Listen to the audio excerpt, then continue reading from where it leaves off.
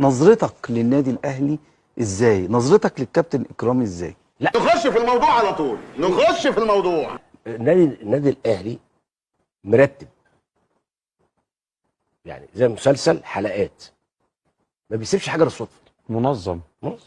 دي حقيقه. هو ده الله. لكن نادي الزمالك يعني مثلا تيجي فجاه يقول لك ده مثلا فخور بالنادي الاهلي؟ معتز طبعا بالنادي الاهلي. بص ما حدش يقول لي انا زمالك وبعدين اهلي، النادي الاهلي اهلي وبعدين زمالك. ده اللي يكلمك صح، اللي من جواه ابيض واحمر، لا يقول لك بقى لا انا بكره او انا ضد او بتاع. نوسة حاجة ساعة بسرعة الأستاذ. انا ضد ده. انا بالنسبه لي بقول كده، انا اعشق الزمالك واحب النادي الاهلي، اتفرج عليه وعلى كورته. اتفرج على مين؟ زمالك واهلي او اهلي الزمالك. روح يا شيخ وتعالى بسرعه.